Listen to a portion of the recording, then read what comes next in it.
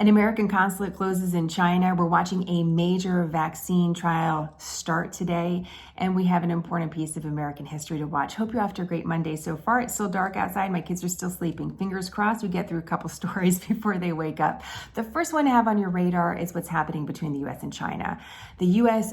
closed a consulate in China today, officially after being ordered to do so by the Chinese government. This is after a Chinese consulate was closed last week in the United States on the order of the U.S. government. This is the latest piece to a puzzle of a ratcheting up of tensions between our two countries. We've talked a little bit about it related to the new coronavirus, the South China Sea.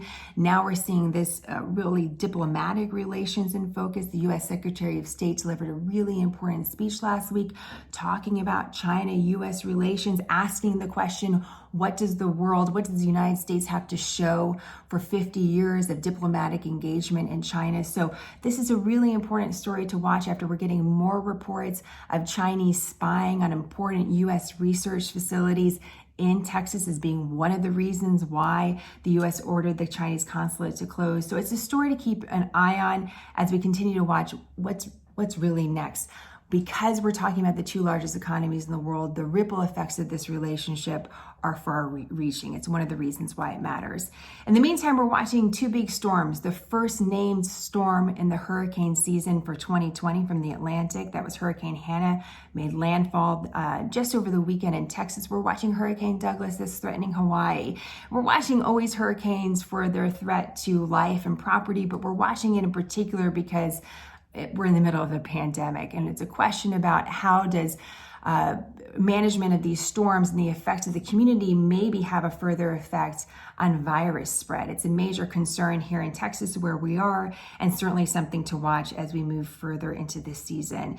You know, Texas is an interesting state to watch because we're watching infection levels and also hospitalizations in Texas and deaths, all this different data related to COVID-19, but there's a real question about hospitals reporting reliable data at this time. And so just to note, you know, we're constantly chasing in the news infection numbers.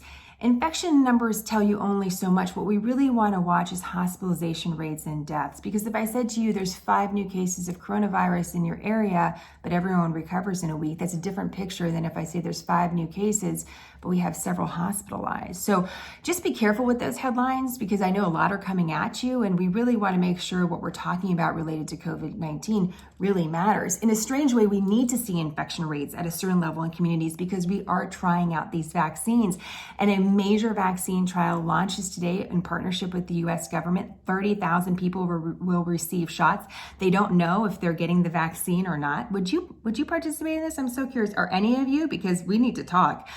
This is the first of many trials that are going to take place over the next several months, and each trial will have 30,000 participants. You want a certain infection rate in the communities because we need to see, does the vaccine work in real life? You need to see it at a certain level. So we certainly don't want to see anyone harmed by COVID-19. For a vaccine trial, though, infection rates are important. So that's something happening today. Also something to watch. Lawmakers are returning to D.C.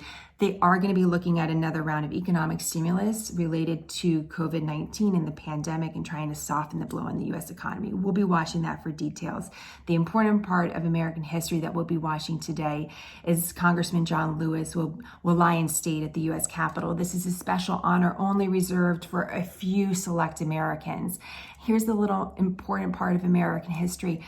The stand that a coffin is put upon in the U.S. Capitol is the same stand used for President Abraham Lincoln.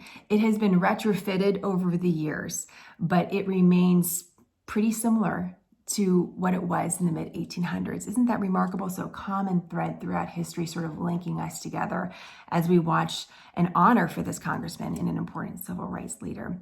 Hope you guys have a great week. Questions, comments, let me know. As always, we're going to have all the information on our website, smarternews.com. Have a great week, guys. I'll talk to you later.